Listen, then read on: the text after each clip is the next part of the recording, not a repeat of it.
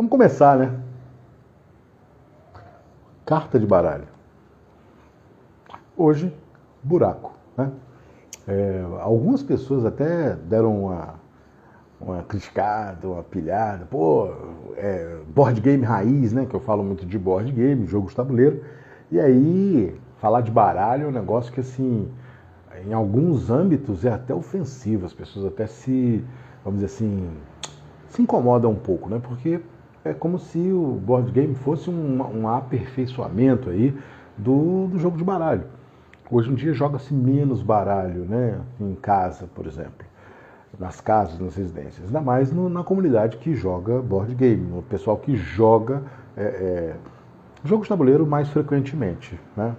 Eu confesso que eu reduzi muito a minha jogatina de baralho depois que comecei a jogar jogos de tabuleiro, porque todo ano são lançados vários jogos novos, e aí se você não comprou, alguém comprou, ou um outro grupo comprou, aí você vai conhecendo. Então, a oferta é muito grande. A oferta é muito grande e acaba que você começa a ter pouco tempo para você encontrar com pessoas. Quando você vai encontrar com pessoas, se tem um jogo novo, ou aquele velho e bom jogo de baralho, muitas vezes as pessoas vão para o jogo novo, né? Então tem muito tempo que eu não jogo baralho. Eu jogo baralho muito aqui, quando estou eu, minha mãe e minha irmã. A gente joga uma partidinha de buraco. Às vezes, esporadicamente, quando eu ia a um churrasco, tinha uma mesa de truco, às vezes eu jogava uma partidinha de truco, né? Como eu me mudei de Brasília, em Brasília eu tinha ainda grupos de pessoas que ainda faziam churrascos, e no churrasco tinha uma mesa lá de baralho, né? Boa noite, Flavinha. Estou começando a falar de baralho e por que o baralho ficou muito esquecido. E ainda bem que você entrou, né? Justamente para falar que, assim, ele é esquecido em grupos de jogos de tabuleiro, né? Então, quem joga jogos de tabuleiro, olha para o baralho e, vou jogar jogos de tabuleiro. Mas para as pessoas comuns, normais, né, vamos dizer assim, o jogador de baralho é habitué. As pessoas jogam baralho, jogam biriba, jogam truco, jogam pife, jogam vários jogos de baralho. E essa série de jogos de baralho, ela nasceu com um conceito que lá atrás, logo no primeiro episódio, segundo episódio, eu vi que, bom, primeiro que eu não vou ficar tendo jogo de tabuleiro para fazer jogos a vida inteira. Eu não vou conseguir comprar jogos a vida inteira. Então, existem mais jogos de baralho conhecidos há muito mais tempo do que os jogos que eu pretendo aí, né? Tem jogos de baralho pra caramba. Então, por que não, né? Então a série já existia mentalmente. E aí eu dei uma olhada, por exemplo, Bridge. Bridge é um jogo aristocrático, é um jogo inglês, é um jogo cheio de pompa, passa nos filmes, passa nos livros. Eu fui ver, tem uma escola em Belo Horizonte que fomenta o jogo de Bridge. O jogo de Bridge ele tem uma série de coisas que dá um clique. Você desenvolve uma série de habilidades com o jogo de Bridge. Pô, que massa. Quando eu fizer o Bridge, eu vou pesquisar um pouco mais a respeito disso, né? Mas vamos falar do jogo que, para mim, né, é o meu começo de vida em termos de jogo, de maneira geral. Buraco. Quando eu era pequeno, lá meus 7, 8 anos de idade, papai e mamãe jogavam buraco. E jogavam com casais, né? Então, 4 pessoas, né, 2 casais jogavam buraco. E assim, o que era muito bacana era eu pequeno, tinha hora para dormir, mas eu ficava até um pouco mais tarde e ainda via o pessoal jogando, não entendia nada, e o papo rolando, né? Na época ainda era bonito, elegante ou natural fumar, então meu pai fumava, o homem do casal também fumava, um vinhozinho ou uma cervejinha, né? Uma mesa forrada e o buraco comendo solto até altas horas. Não tinha videogame, né? Não tinha esse monte de Netflix e streamings, etc., né? Não tinha os jogos de tabuleiro, meus pais também não conheciam esse tipo de coisa. Então você tem uma maneira de você bater papo, conversar e jogar a noite toda, né? Matar o tempo ali. E, obviamente, podia ser sentado numa mesa, tranquilo, sem o jogo, mas o jogo era um atrativo a mais, era uma coisinha a mais, era uma coisa que espichava. Você dosava o tamanho da visita até na pontuação. Pô, esse casal é bacana, vamos fazer uma partida de 4.000 pontos, 3.000 pontos, que demora mais, vamos bater papo. Esse pessoal é chato, vamos jogar uma partidinha assim de 1.000 pontos, né, uma coisa menor, né? Então, muito bacana a maneira como se usava isso. Mais velho, aprendi a jogar, e aí você começa, né? Primeira coisa, é um jogo que você tem que ter uma memóriazinha razoável nas cartas que você joga fora, nas cartas que as pessoas estão pegando. E o jogo é muito simples, porque basta você montar sequências. Então, colecionando na mão uma sequência, você pode baixar essa sequência, se acabarem suas cartas da mão, você bater, você pega o morto. Se você ou a sua dupla já pegou o morto e tem canastra, você vai lá, bate de novo, ganhou a partida, né? E aí vamos ver ali quantos pontos você fez, a pontuação das cartas você vai contabilizar aí, e no final, quem tiver aí, quem atingir a pontuação que estava marcado, é o grande vencedor, né, vamos dizer assim. Então, bastante simples, né, as regras. Jogar bem são outros 500. Né? A pontuação das cartas, né? Do 3 ao 7, todo mundo aqui vale 5 pontos. A gente chama de piniqueira, né? Meio ponto. A gente conta, ao invés de contar 10, 20, 30, a gente conta 1, 2, 3, né? Mas é a mesma coisa. Então, isso aqui é a piniqueira. São cartas baixas, fáceis de fazer jogo e por isso que valem pouco ponto. As cartas mais altas, 8, 9, 10 valete, dama e rei, cada uma delas vale 10 pontos. São as cartas mais altas, figuras o 8, 9, 10. O 2 é o coringuinha, né? Ele serve como coringa, que é aquela carta que pode ser qualquer outra em qualquer jogo, então ela vale 10 pontos. E o Ás, a figura central, talvez a mais importante, né, nos jogos, ela vale 15 pontos. Por que é a mais importante? Porque ela pode estar no começo, Ás, 2, 3, 4, 5, assim por diante, fazer a figura do 1, ou ficar depois do rei e ser a número 14. Né? Ricardo Couto, boa noite. Ricardinho, quanto tempo, cara? Ainda temos o Joker, que é o Coringa. O Coringa, esse aqui é o Coringão, ele vale 20 pontos. Né? E esse sim vale como qualquer coisa. A desvantagem ou a vantagem do Coringão para o Coringuinha é que normalmente o Coringuinha, você, se for da mesmo naipe, você pode limpar. Né? O Coringão, não, está sujo para sempre, mas são 20 pontos. Né? Você está sujando um jogo e vale 20 pontos. E o que eu chamo de sujar um jogo? Né? Colocar assim, por exemplo, ó, 5, 6 e 7. Né? 1, 5, 6 e 7 e o Coringão está como o 6 no caso. Eu poderia baixar o jogo e colocar aqui o 2. Né? E aí seria 5, 6 e 7. O 2 aqui é o Coringuinha, está fazendo o papel de 6. E, novamente, se eu conseguir achar um 3, um 4 e depois eu achar o 6, automaticamente esse Coringuinha ele pode vir para cá e eu tenho um jogo limpo, né? Um jogo limpo. Que ainda não é uma canastra, precisava dar 7ª carta. Com 7 cartas, você fez uma canastra. A canastra, se for limpa, vale 100, vale 200 pontos. Se for suja, vale 100 pontos. Então isso dá um bônus no jogo. E aí começa toda a sorte, toda a variedade de variações do jogo. Então, depois que eu aprendi o jogo, joguei várias vezes, né? Já com uns 11, 12, 13 anos, jogava muito em casa. Não era o cara que saía muito, na cidade não saía muito. Jogava muito com papai, mamãe e minha irmã. Muito bem. E aí, você tem as variações, as variadas variações do jogo.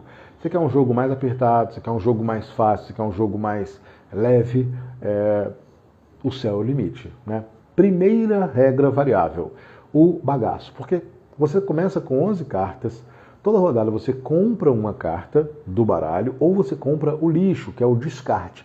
Esse descarte, isso é a primeira regra. Esse descarte ele pode ser aberto, ou seja, todas as cartas à mostra, e você pode comprar, todo mundo está vendo o que está comprando, ou fechado. O bagaço fechado é um charme à parte. Porque aí você, primeiro, exercita, você tem que ter a memória do que está naquele lixo para ver se vale a pena pegar.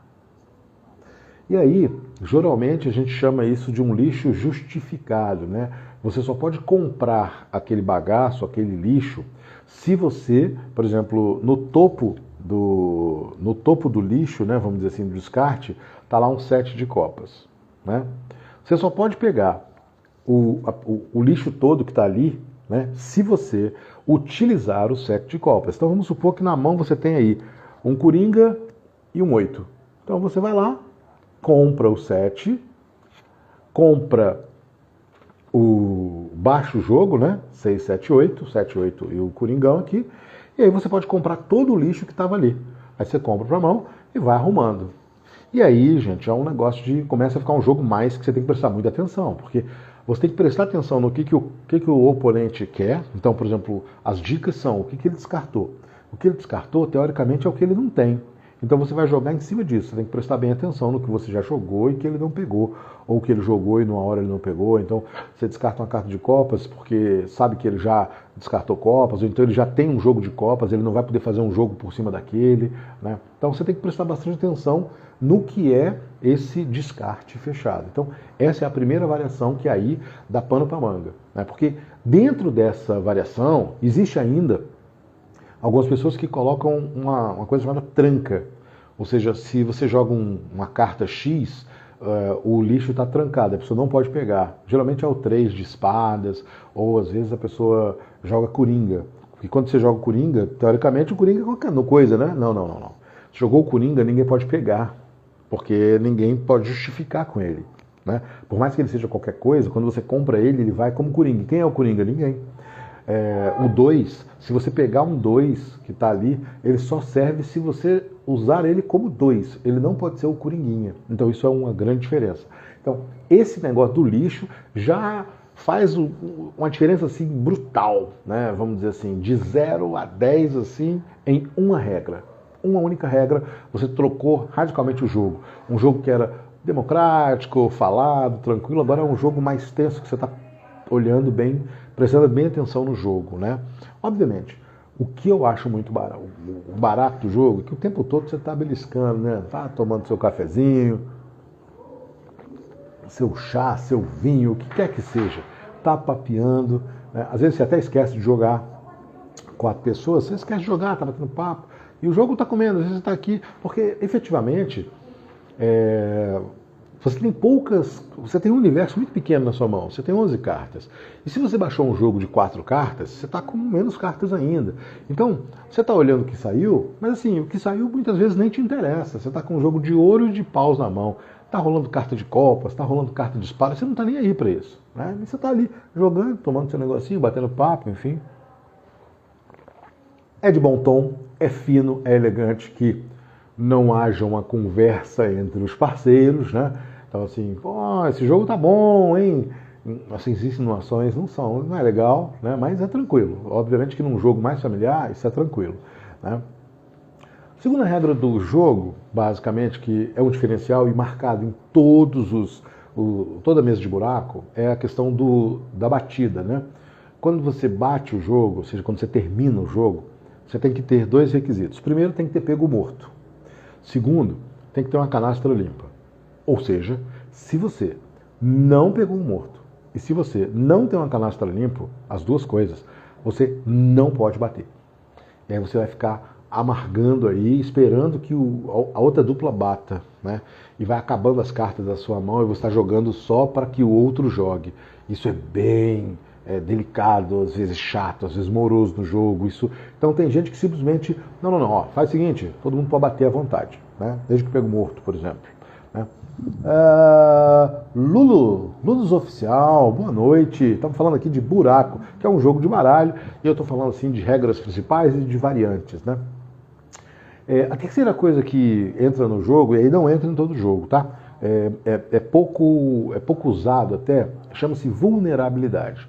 Vulnerabilidade é uma compensação que eu acho fantástica para que você tenha uma dupla que está ganhando muito. Bicho, a maneira que a outra dupla tem de conseguir equilibrar esse jogo é com a vulnerabilidade.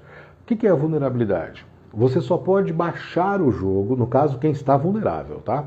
Quem está vulnerável só pode baixar um jogo, né? Esse joguinho de 3 cartas, 4 cartas ou vários jogos, quando atingir 75 pontos. Então a pessoa tem que contar na mão os jogos que ela tem para poder baixar e ter, no mínimo, 75 pontos. Se ela não conseguir, ela recolhe e passa para 90. Então você aumentou. Pela sua falta de atenção, você sofre uma punição, uma multa, e agora você só pode baixar jogo com 90 pontos.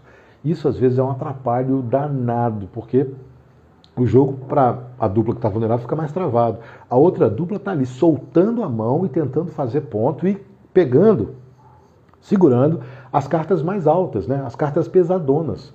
Ué, se você precisa de ponto e eu seguro as cartas mais altas, eu seguro ás, rei, dama e tudo mais, você vai ter que fazer jogo com piniqueira.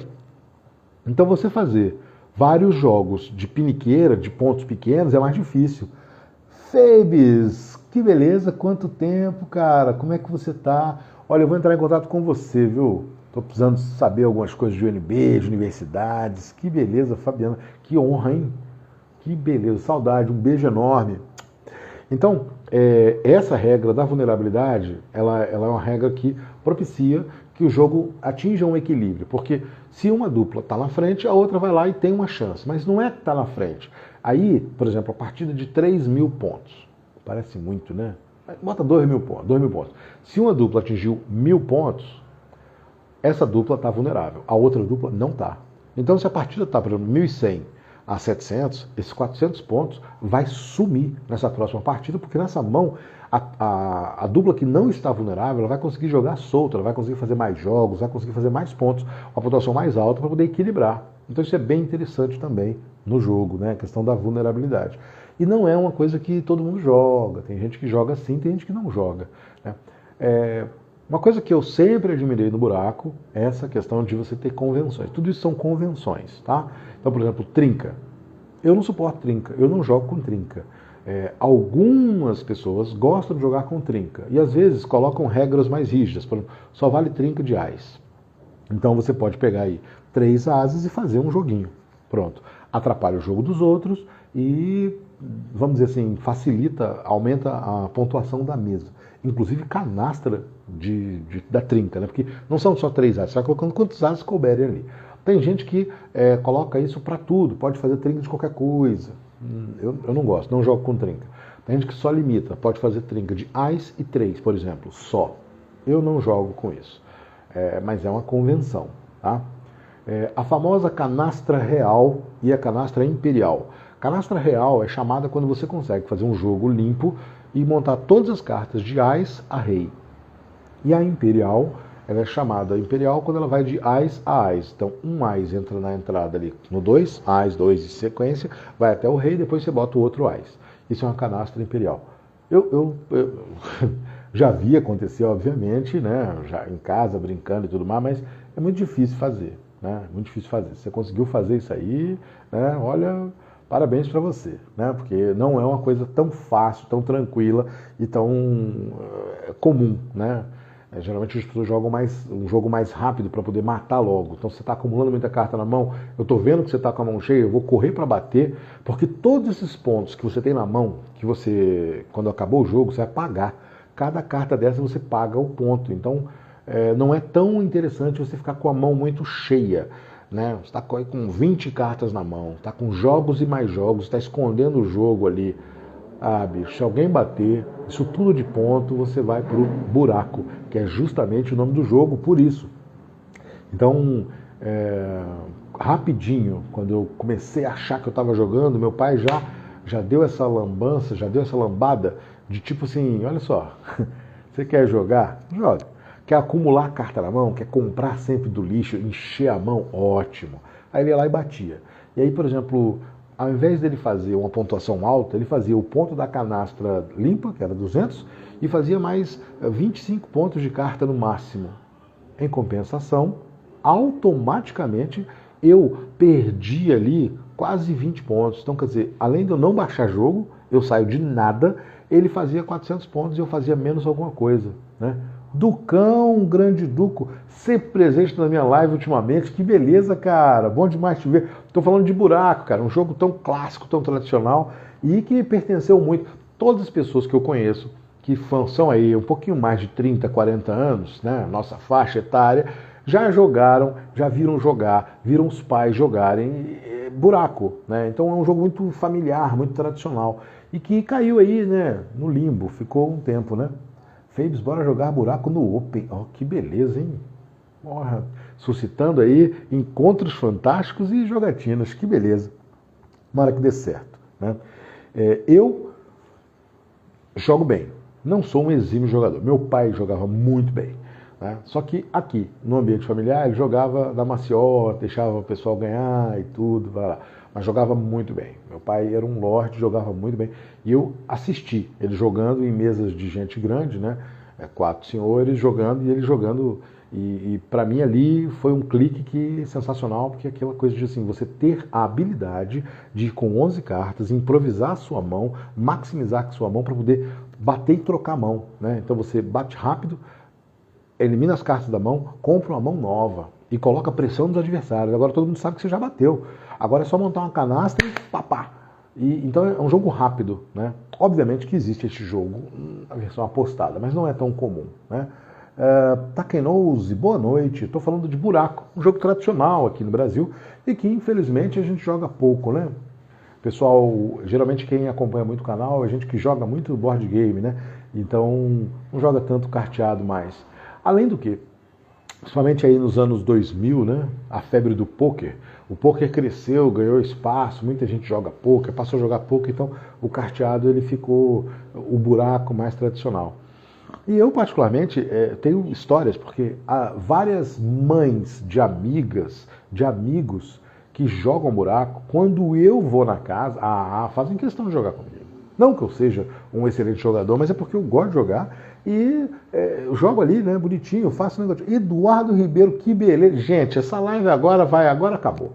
Né? Porra, um beijo, Dudu. Que beleza você por aqui, cara. Quanta honra, hein? Tô falando de buraco, é capaz de esse você conhecer. Buraco é um jogo tradicional, né? Aquela mesa, principalmente, geralmente na igreja, o pessoal joga um buraquinho, né? Aquela coisa, o carteado. É um jogo tranquilo, familiar. Estou falando das variedades aqui dele. E eu fiz episódio no canal, né? A origem do jogo. A origem do jogo é justamente, no Uruguai você tinha muito colonização mais britânica, talvez. Ela não foi uma colonização, por favor, gente, né? Desculpa, não é uma colonização britânica, mas você tinha muitas empresas inglesas, então o bridge era muito comum, né? Clubes de bridge. E bridge é um jogo mais sério, mais robusto, né? E o pessoal queria jogar bebendo um negocinho, tomando a cervejinha, um vinho, papeando. No bridge não dá. No bridge, o bridge não permite, é um jogo robusto, sério. Então criou-se o baralho, o buraco, né? Chamado lá de canastra, mas é uma biriba, né? Jogava buraco e tranca, denuncia idade, é verdade. Geralmente, essa juventude não sabe o que é isso, né? Em alguns lugares ainda eu vejo jogar, muito pouco, muito raramente. Aqui eu estou morando em Maceió aqui eu não conheço gente que joga. Mas tenho certeza que vou achar algumas pessoas aí para poder jogar um buraco, né? Porque é tão mais difícil você marcar encontro com pessoas que quando as pessoas se encontram, elas querem mais bater papo, beber e jogar um jogo que vai demorar um tempinho, é mais difícil, né? Lilian, 8452, maravilha, boa noite, estamos falando de buraco, né? Várias pessoas que me conhecem de outros carnavais vão entrar, então o Fábio jogava muito com a mãe dele, era clássico, domingo à tarde, antes dela ir para missa, a gente chegava lá tipo 3 da tarde, 4 da tarde, almoçava ali, depois do almoço, sentava e jogava ali um carteado, jogava buraco, né? Eu tenho uma história muito boa com a mãe da Janaína, minha querida médica, né? Eu jogando, a Janaína fez um churrasco, e o churrasco, aquele monte de gente, muita gente, e eu fui jogar buraco, jogar em par com a mãe de Janaína. A mãe de Janaína jogava muito bem. Já sabia que eu jogava e tudo, vamos jogar. E pegou uma senhora conhecida dela, outra senhora, beleza, estamos lá jogando buraco. Eis que chega uma figura já alcoolizada, chega na mesa e começa a piruar, né? Isso não é ok, não é legal. Porque buraco é um jogo para quem está envolvido. Quem está de fora ficar olhando não é uma coisa tão legal. Mas o peru, a pessoa de fora começou a olhar e a pessoa chegou do meu lado. Chegou do meu lado, aí, daqui assim, né? Tá com a mão boa, hein? Né? Vamos lá, vou lá jogando. Na segunda frase dele, né? Era uma piada. Ele falou, por que você não joga esse 10? Eu nem tinha 10. A mãe de Janaína, na mesma... Janaína! Chamou a Janaína, expulsou o cara do churrasco. Expulsou o cara do churrasco, não tem condição. Não tem condições de você estar jogando um buraco ali, né, e alguém ficar piruando, enchendo o saco da mesa, né? Não faz parte. Então, é um caso muito engraçado. Toda vez que eu... Não, pode parar. Nem jogo com você, cara. Porque não tem condição. Tem gente que leva mais a sério, a mãe da gente levava mais a sério, mas assim, não é que está levando a sério, é que está jogando um jogo tranquilo. Aí vem alguém para atrapalhar o rolê, não é ok, não é bom, não é legal, eu também não gosto não. Mas no dia foi engraçado, né? Muito engraçado. É a história que eu conto sempre porque faz parte, né? As pessoas que não sabem do jogo e ficam ali e aí, pô, vai atrapalhar. Não tem pra quê. Se você faz isso em um jogo mais sério, como o pôquer, dá briga séria. Se faz isso no truco, que é um jogo que tem um monte de gente já alterada, dá ruim o negócio. No jogo de buraco, só atrapalha, fica aquele clima ruim. Mas em jogos mais sérios, que o pessoal leva a sério, você tá doido. Truco, por exemplo, que eu devo falar aqui no canal uma hora, truco, eu só conheço truco em churrasco, um monte de gente bêbada, e o pessoal pega a carta e cola a carta na testa do outro, e é um negócio, uma gritaria, aquela zoada. Aí se tem um peru de fora que fica cantando, eita, não, dá briga, dá confusão. Gente alterada, dá confusão, não fica bom não. De buraco, isso é a minha experiência, né? Obviamente, por exemplo, houve uma vez que eu cheguei num lugar e tinha uma mesa com 6 pessoas jogando. Jogos com mesa cheia são sempre interessantes porque tem uma dinâmica diferente. Quando eu fui saber o que era buraco, buraco em 6, exatamente. Eram 3 duplas. 3 duplas. Então ele jogava com 3 baralhos diferentes, né? Aí é diferente. Jogo valendo dinheiro da briga feia. Então, cara, por exemplo, pôquer, eu só conheço pôquer apostado a dinheiro. Esse pôquer de feijãozinho eu não conheço, não sei o que é isso. Quando eu aprendi a jogar, tinha, né? Mas o pessoal joga dinheiro. Eu nunca vi briga. Vi, sim, o ambiente ser ruim, né? O ambiente ser ruim e tudo. Nunca vi uma roubalheira, graças a Deus também. Eu não frequento, não é o ambiente que eu frequento. E eu conheço gente que joga com um limite, né? Então, por exemplo, a partida vale R$50, né? Vamos supor. E cada 10 pontos de diferença no placar, ou cada 50 pontos de diferença, mais R$10. Então, se eu ganhei, por exemplo, de 2020 a 700, esses 320 pontos, né, cada R$10 um ponto, vai te dar aí mais uma graninha por fora. Então, varia, né?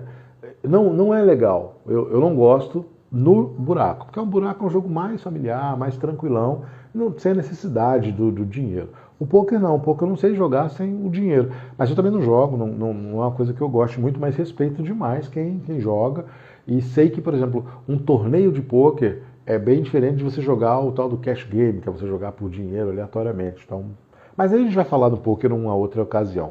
Buraco eu já vi. E clubes famosos, já vi, por exemplo, campeão da mesa, então 8 pessoas, né? 8 pessoas, você vai fazer um rodízio de duplas, né? Para ver quem ganha, a dupla ganhar, cada dupla pagou R$50 e a dupla campeã levou o bolo todo, levou os 200, né? Coisa boba, mas assim, apenas para você dar aquela motivação, motivado, mas não tem que ter, né? Se tiver, ok, né? Então, no buraco, o que eu vi foi isso, né? E assim, por que colocar buraco ou alguns outros jogos, misturar com jogos de tabuleiro? Algumas coisas dos jogos de tabuleiro são vistas nos jogos de baralho, tá? Algumas mecânica de vaza, por exemplo. O que é vaza? Vaza é quando você joga uma carta, todo mundo tem que jogar uma carta daquele naipe. Isso é muito comum em jogos de tabuleiro. Por exemplo, Fel Barros, que é um grande comunicador, uma grande pessoa no meio de jogos de tabuleiro, adora jogos de vaza. E tem vários. Lançou recentemente o 4, se não me engano, um jogo de vaza. Então, são jogos que têm mecânicas do baralho. Obviamente, o baralho é mais antigo, o baralho é muito mais conhecido e difundido no mundo inteiro, né? Por exemplo, quando eu falo de baralho, vai ter muito mais repercussão do que um jogo de tabuleiro, porque um jogo de tabuleiro é mais para quem conhece jogo de tabuleiro. Quem não conhece, bicho, o que esse cara tá falando? Agora não, eu tô falando de baralho. Baralho você já viu. Será que é aquele jogo que eu vi jogar, que eu gostei, que eu não gostei, que eu jogava quando eu era pequeno? Todo mundo tem uma referência de algum jogo de baralho. Então, eu acho isso pertinente, né? Nilson, doutor Nilson, não pode falar de mim, doutor Nilson. Como é que você tá, querido? Tudo bem? Estou finalizando a live, tá quase no finalzinho aqui. Estou falando de buraco, né? Um dos jogos clássicos de baralho. Então, o que eu trouxe para cá para a mesa de jogo de tabuleiro é o poder de se concentrar e de se organizar mentalmente, né? Então, saber quais cartas saíram, prestar atenção no que a pessoa está pegando, o que ela não está pegando, o que ela está descartando, o que ela está jogando fora. Perceber quais cartas fazem melhor jogo, a pontuação do jogo, acompanhar a pontuação do jogo é importante para ver se você está muito atrás ou muito na frente. Isso tudo leva muito para os jogos de tabuleiro, principalmente no estilo euro, que são os que eu mais jogo. Então, perceber isso no jogo, dar os bids, as apostas mais certas é bem bacana, né?